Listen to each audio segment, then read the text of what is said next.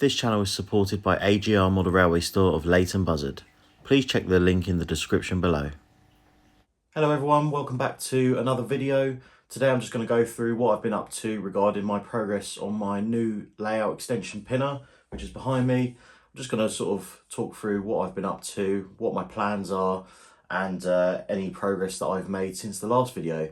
Now I have got a lot of projects on the go as usual, so progress is slow, but I thought I'd make a video anyway, so see what you think. Right then, so back on the new project, and here we are. We've got the Bachmann Scenecraft retaining walls, and now that they're sort of roughly in place, just lined up, you can really sort of get the idea of what we're going for, and it's actually going to be pretty awesome. The only thing is, what's been suggested to me is, why don't I make it a cut and cover station? Either that or cover just part of it, which would be quite a cool idea actually. So the thought now is to have the tunnel portal at the end as if it's going off into darkness in a tunnel. And then about 2/3 of the way along, so here somewhere, have like a girder bridge come out. And then I've got all this area on top for more of a street scene. And you can also have a removable front so that you can still peer into the layout. So I think that would be quite a cool idea, and it would capture the Met quite well.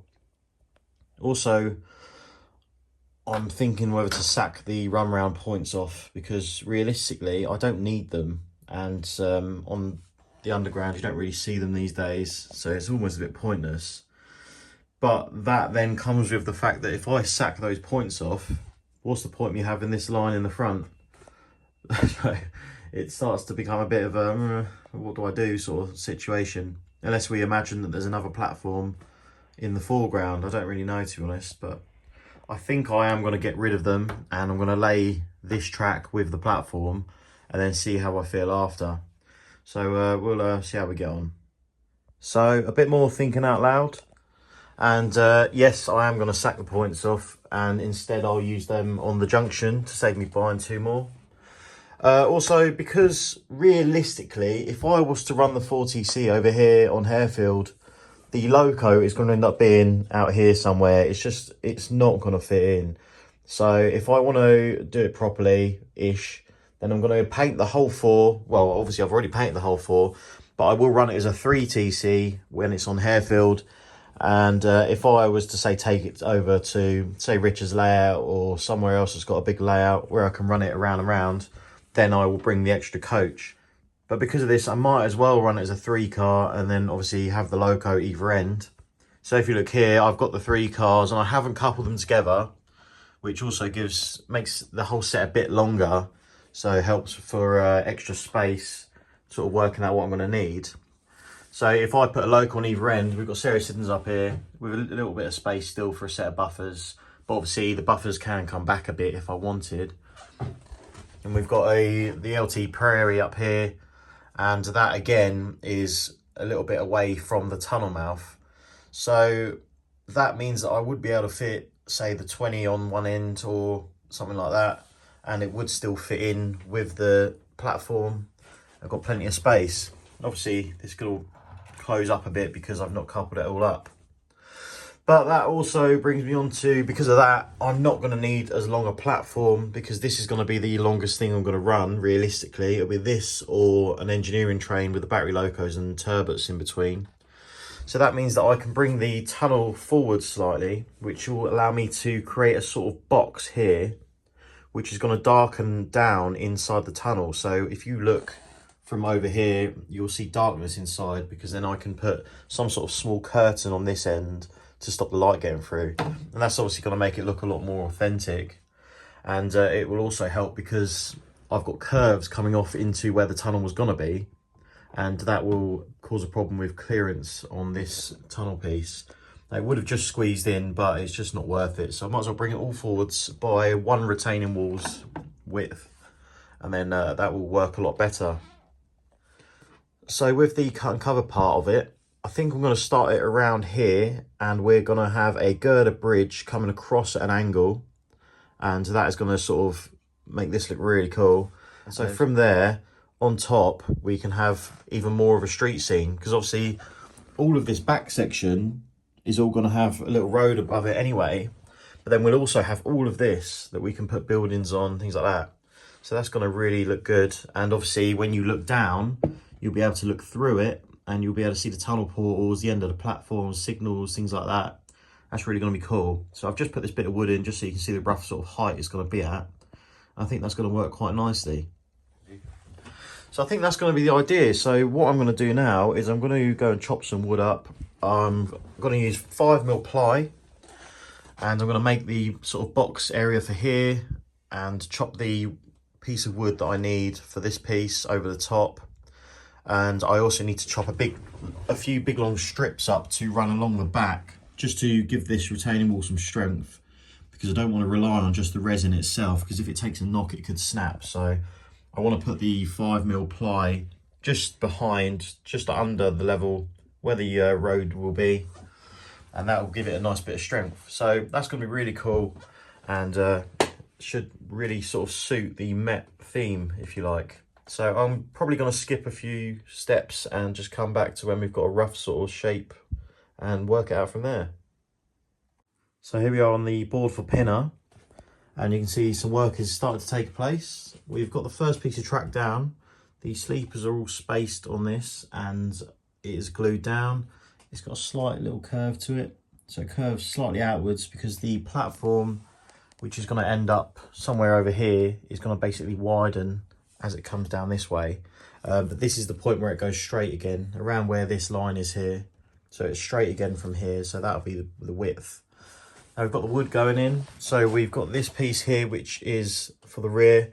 The retaining wall is going to sit in front of this, like so. But they're going to be 15mm off the floor, so they're going to be sort of up here, roughly. That'll give you that nice sort of ledge overlooking the railway. Over here, I've made just a little rough tunnel piece. The basic purpose of this is to go behind the actual tunnel arches, and that is just going to give that some strength, and it's just going to stop any strength being taken in the resin piece because these are obviously very brittle. Also, we've got the front piece now going on. I've taped all this in place just because while the glue's setting, I've literally just put this on here now. It's all glued, so just while the glue's setting, the tape will help just clamp it all together just enough so that it doesn't deform or anything like that, because I don't actually stupidly have any clamps. So I'm just sort of making do. I've also got a few little track pins just in the strategic places, and that is just because the wood is not perfectly flat, so it does stick out slightly. So that track pin, the tiny little lip on that just keeps that piece of wood flush. So that's doing the job there nicely. And on this end, I did the same with this piece here, and it's worked a treat. And this is just glued, but it's quite strong because it's Gorilla Glue, wood glue that I'm using. I did use this for my baseboards also. It's very good stuff. It also does seem to expand slightly as well, so any bits of wood that aren't perfect, so this piece down here had a slight gap, that's now glued nicely as well. So that's going to do the job. What I'm having to do now though is where my tunnel portal's got to go in, you'll notice it does fit in the hole, but the whole point is that it's supposed to be 5mm further towards the outside. So I've actually got this piece of tape here, which is the 5mm line, and I'm just going to cut that down, because when this is in and shifted over, I've got the piece of retaining wall that I've already chopped down, and that is going to go in this corner anyway. So by the time it's all cut and stuff, a little bit of filler, you won't notice the little gap, so that should be fine. So this piece of retaining wall is going to sit roughly where it is now, and that should work nicely. Yeah, so there we go. Then bits of wood are nice and dry now, so they're solid in place. I've just got the little end piece going in now. You can see the glue is still wet because it's bright white. It does dry clear, but these bits of wood, they really are quite solid, and they did have gaps under them, so the glue has sort of expanded and filled the gaps up, and yeah, it's really not going to go anywhere, especially by the time that the top's on and it's got a couple little supports, because I am going to put a few supports on the back edge, just because obviously you can't see, so the back edge will take a bit more of the strength. But you can see we've got a nice little bit of room here. We've got the two sidings, they are laid up to where they are. They are pinned down at the back just in case I ever want to move them. Obviously I need to extend them a little bit more, but I'm not going to go all the way because the plan is to have one of the arches cut out here and have a little corridor that you can walk through and see an escalator in the background. So I'll probably have one siding stop short and then potentially have the other one go all the way to the end. We'll see how we get on. But let me just get the arches out and I'll chuck them all along the back just to give you an idea of what it's going to look like. And there we go then, there's the retaining walls in place, just to give you an idea. As I mentioned earlier, they will be 15mm higher up, so bear that in mind. This is just to sort of give you an idea how it's all going to look, which I think will be pretty awesome. It's going to be quite a nice looking structure when it's done. Obviously, for the little gaps in between, I'm going to need to use some sort of, I don't know, maybe Mod Podge or something like that in between, whatever the usual substances that people would use. I've not really tried doing this before. Either that or a little bit of model filler, I don't know. Probably tape off the edges so I don't fill the bricks up with filler, and then just squeeze them together. This corner, I'm not 100% sure whether I'm going to use this little end pillar here and just sort of shape it to fit the angle of this one, or if I'll take that out and instead have this piece butted up against. I mean, I probably will use the end part because I think it does look better, and obviously I'm going to have a slight gap otherwise, so I think that's going to be the way to go on that one, which is going to be a bit of a fiddle because of the these don't come down at a 90-degree angle, so you can see the difference there. But yeah, I think that'll tie in. So obviously the plan is, as I said, raise these 15mm. That will then mean that this piece of wood that we've got here, which the top level will sit on, will in reality be somewhere around here. So that'll give me just enough of a lip for like some sort of brick wall for people to peer over the railway and not fall to their death. We don't want a 00 gauge death on our hands. I have also cut this tunnel piece down, so my tunnel portal, I've chopped the top off. It needs a little bit more sanding just to make it flat, and I've taken 5mm off the end, so you can see it's got a bit of movement side to side, but it needed that 5mm off so that it's in the middle, because then when the trains come through, they're in the middle of the two arches. This line is just placed in just to give you an idea of what's going on, because you can see the sleepers aren't spaced. You can tell the difference left to right.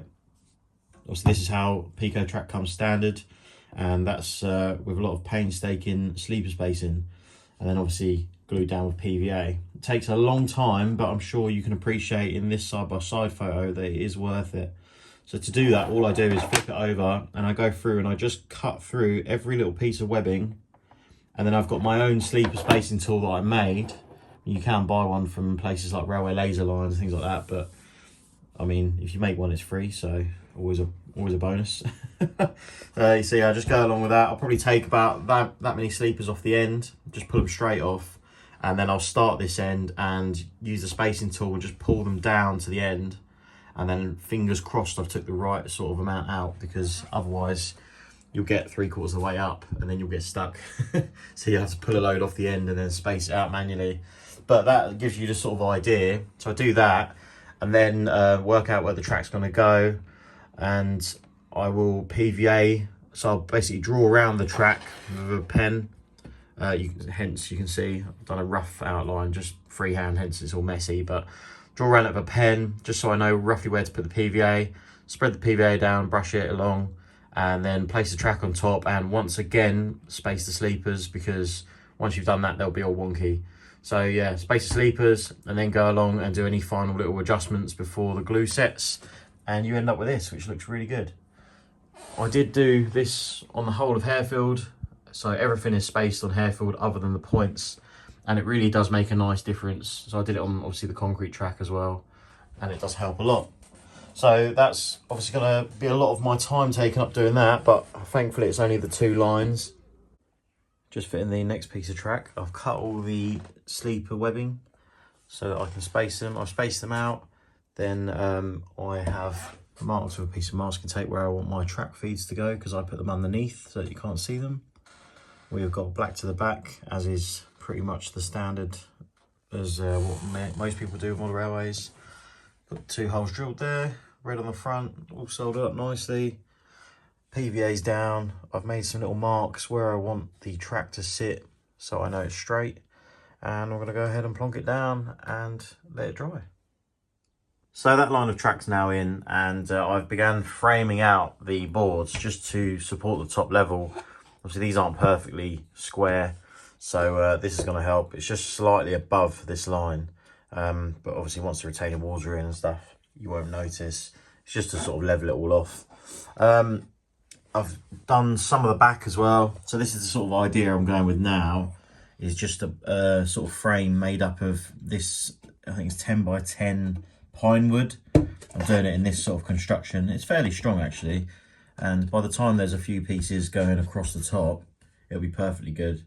And I mean, in all fairness, it probably doesn't need it by the time the ply's on there, but I might do it if I'm bored, who knows. So I'm thinking, obviously I need this open so that I can access units and stuff that are in between, in the hidden sidings, in case something ever gets stuck or whatever. I can just pop the baseboard out and I can put my hand behind and sort it out. But I might still frame it off with plywood, a 5mm ply again. I've left the same width as the ply down the back there, so that if I did frame it off with ply and sort of some sort of arch set up so I can get my hand in still, then it would be flush with the edge of the boards. That'd be nice. So yeah, you can see I've just basically created a big sort of structure there, and I've got to just finish this end of it, and I'll also put another piece across here. I won't put a bit here, there's no point, because obviously I've got it on the back, so I'll just go here all the way across and then do a few bits to strengthen it up. I've also put a little vertical piece in here. Cat's going mad, ignore him. But yeah, and you can see the platform is taking shape also. I'm using 15mm pine wood here and just shaping it to get it to the rough sort of size and shape that I want. I've used 15mm here, whereas Harefield uses 19mm MDF, and basically that was a big mistake on my part. 19mm MDF is fine if you're putting your track on a track bed, which I haven't done, but that means that on the Harefield, if I have a train in the platforms are actually too high for the train. It's something that not everyone will notice, but a lot of people have picked up on it, and it's something that's bugged me since the start. But the trouble is, the platforms were such a pig to do, and they were actually very expensive because it's all laser cut stuff from Scale Model Scenery that I don't want to redo them. So they're just going to stay as they are unless I ever put underlay under the track, which I probably won't. But yeah, so that's that. These platforms are going to be this platform, sorry, is going to be the proper height. So it's just a subtle little difference to the other one. And obviously I'll use a bit of sort of stuff to fill the gap in the middle, and it's not going to have anything sort of drilled in the middle of the platform anyway, so it should be fine. The next thing I'm doing is I'm going to chuck a bus wire in just so that I can connect the droppers up for this track, so that I can run something in and out. And to do my bus wire, I'm going to use this, which is 1.5mm solid core cable from B&Q. Now it is a twin cable, but this in the middle is an earth. I don't use the earth, it's slightly smaller, it's slightly thinner copper. So what I'll do is I will strip back the positive and negative, the insulation, and then that will just reveal these two. I'll straighten them out, drill some holes in the baseboard, and they'll just feed through. This is the same way I did it on Harefield, which did work out very handy. The only thing is I've gone for a much thinner wire this time, and I am going to probably replace all of Harefield's because it is just too thick. This will do the job perfectly fine. It'll be a lot easier to route and a lot neater. I've actually got the same thing on the O gauge layout. If you can see it there, it's got some heat shrink over it, but you can see that's the same stuff there. That's what I was going for on Harefield, but I just got a bit carried away in B&Q and bought the wrong size. But yeah, so what I'm going to do now is just strip this back enough just to do this board. I'm going to fit that, probably wire up this piece of track, just so that I can get a train running really. But for now, I'm going to chuck the arches back on as well, and just sort of give it a tidy up, and probably bond some of the arches onto the back seam now, apart from one which I may want to cut out at a later date for a tunnel into an escalator area. But other than that, that's probably going to be it for this video, and you'll have to keep an eye out on the next one for future progress. So just to finish off then, here's a shot of the layout semi together as it's going to kind of look, just to give you a feel. You can see we've got the road surface on the back, and we've got the cutout section here for the cut and cover area. We've got a wheels girder bridge which I need to finish, And in there, it's going to become a really nice little scene when trains are coming in and out. And I'm obviously going to try and box it off at the back so it becomes dark. And to do the tunnel portals, I'll probably use some sort of black curtain cut into strips so that as the trains come through, there goes my girder bridge. Yeah, so as the trains come through, they sort of push it out of the way, if you like. And that will darken it all down when trains are just sat in the platform, for example, or when nothing's in there. As for the top, I've got this Batman Scenecraft station from a friend of mine, David Taylor. If you're watching, Dave, thank you very much. Really appreciate that. Yeah, the framework is obviously underneath this now, and it's nice and solid. Really good, happy with that. I've also got to go the rest of the way across because currently it comes out to about here. So I've got to do this extra little section and then a bit more bracing, but there is a good bit under here already. If I actually look at the layout, it would help. But yeah, so I've got to finish that. I've got to wire it in and continue the platform. I'll probably get all this sorted first, get the second line in, and then ballast all that, start messing about with the station before we do the road. The road is, as I said, going to have a Fowler system, and I'm planning on having return loops here, hence this bit is on the end, mainly just so I could see if it would fit in the room with the door open, which, dun dun dun, beautiful. We're all about squeezing it in tight gaps here, hence the radiator, ignore the bodging.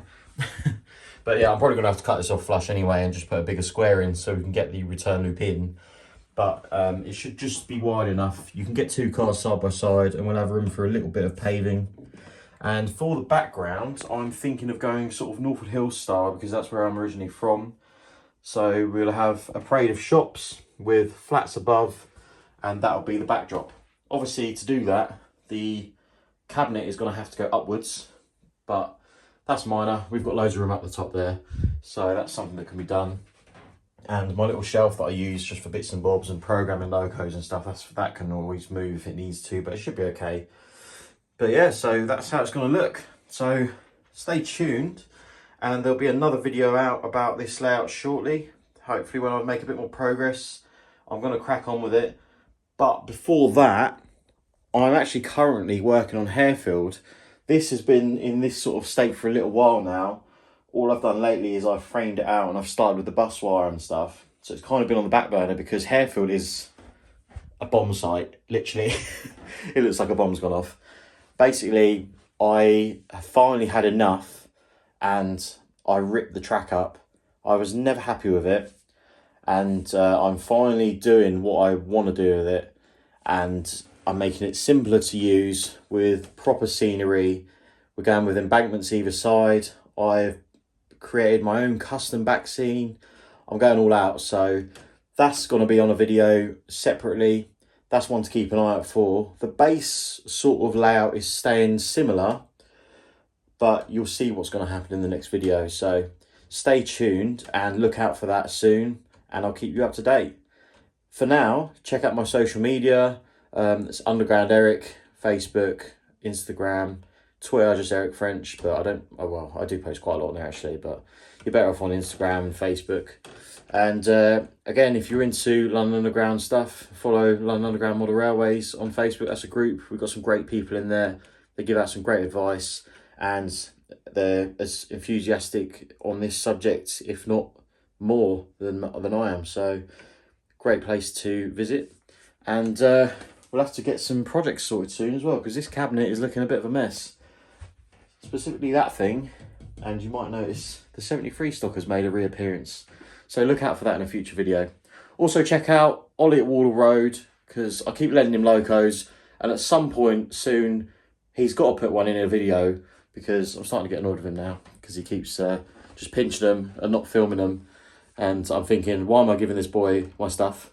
I'm only joking, Ollie. Also check out AGR Model Railway Store, and go get some great deals from Anthony. He's a top guy and he supports everything I do, and gives me some great deals and stuff. So can't thank him enough. Can't thank you guys enough for watching. I'm still going on for some reason. So see you in the next one. Bye.